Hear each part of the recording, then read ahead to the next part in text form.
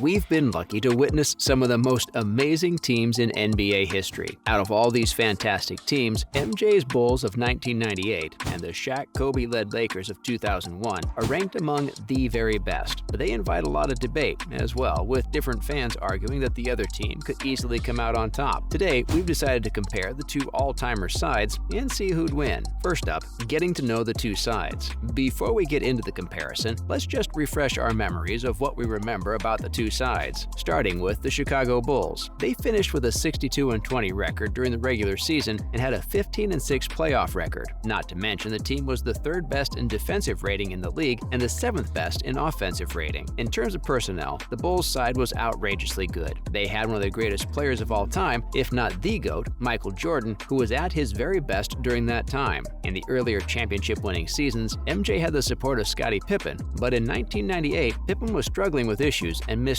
38 games. But MJ was up to the task, and he'd go on to win the MVP award, averaging 28.7 PPG, 5.8 RPG, 3.5 APG, and 1.7 SPG as well. He wasn't alone either, as Tony Kukoc contributed with 13.1 PPG and 52 starts, and Dennis Rodman led the entire league in rebounds with 15 per game. Then, the Los Angeles Lakers. Offensively, there wouldn't be many teams better than the Lakers of 2001, who can be best described as an offensive juggernaut. From the regular season to the playoffs, the Lakers were outrageous on that front, and while they only finished with a 56-26 record in the regular season, they'd only lose one game in the entirety of the playoffs. Kobe and Big Shaq, of course, led the team and averaged over 28 PPG, while Shaq was also producing 12.7 RPG and 2.8 BPG on defense. Kobe wasn't far behind, and he came up with nearly 6 RPGs and 5 APG. Derek Fisher joined the party with 11.5 PPG in just the 20 games that he played. Similarly, Horace Grant also did the job, and a lucky Ron Harper was part of that Lakers squad after being part of the 1998 Bulls roster too. Shaq won the Finals MVP after destroying the Sixers in the Finals, and the Lakers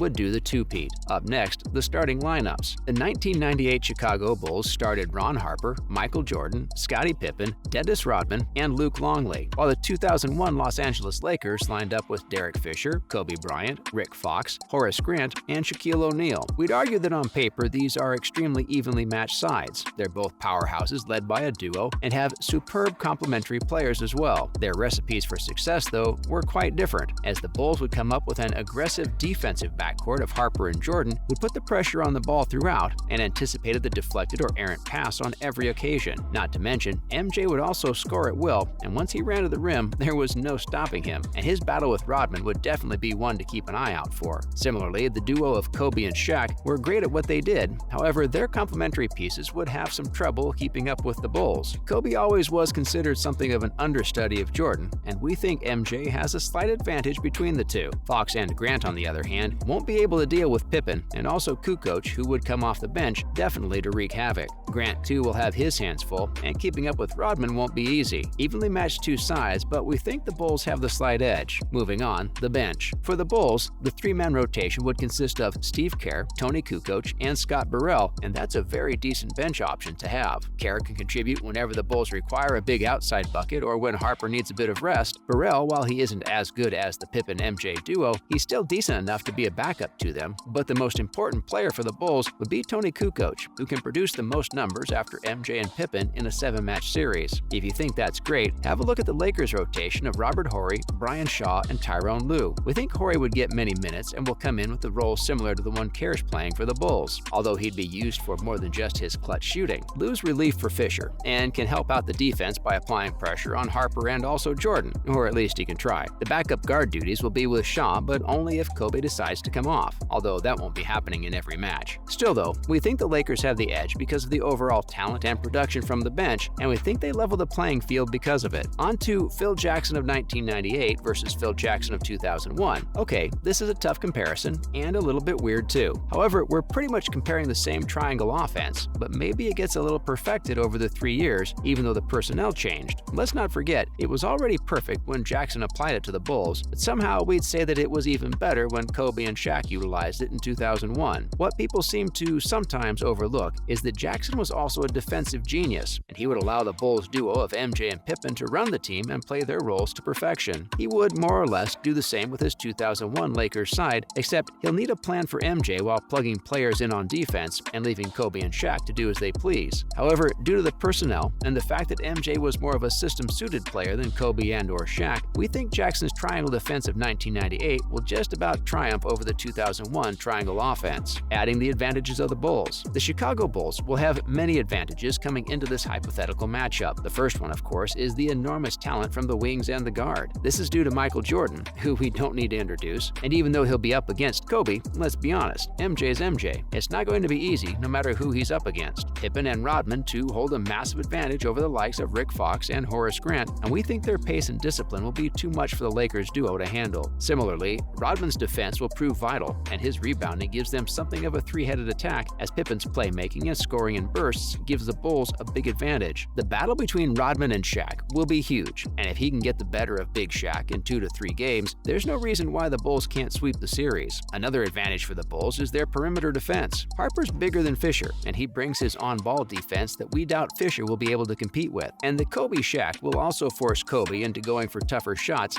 that he can make, but it signals an advantage on the court for the Chicago side. Also, the Lakers' advantages. For the Lakers, the biggest advantage is the X factor of Big Shaq. He was at the height of his powers in 2001, and there aren't many centers that could have stopped him. His brute strength might be just too much for Rodman, Longley, and Wennington, and we think he could be the deciding factor. In 1998, MJ was still pretty decent, but in 2001, Shaq was unreal, and his black tornado spin move wasn't unstoppable, it was just a joke because there's no point even competing. Another advantage for the Lakers, as we've already discussed, is their play off the bench. Harper's an incredible addition to an already superb side, and Horry's phenomenal from range, even when handed just an inch of space. Shaw and Lou contributed massively with their bursts of energy, and the Lakers would need that for sure. Lastly, who won? For us, we think that Shaq will be the deciding factor in this matchup. If he comes up with 3 dominant performances, we don't think the Bulls can live with his dominant 2001 form. At the same time, Rodman and company had the facilities to just about keep Shaq at bay, and by that we mean keep him from getting to his devastating self. We think over the course of 7 matches, the Bulls might just edge the series, and that's because they were more experienced, and the MJ factor is a big one. That's a wrap for this video. Do you agree that the Bulls will edge the 7-match series in this hypothetical matchup? Let us know in the comments below.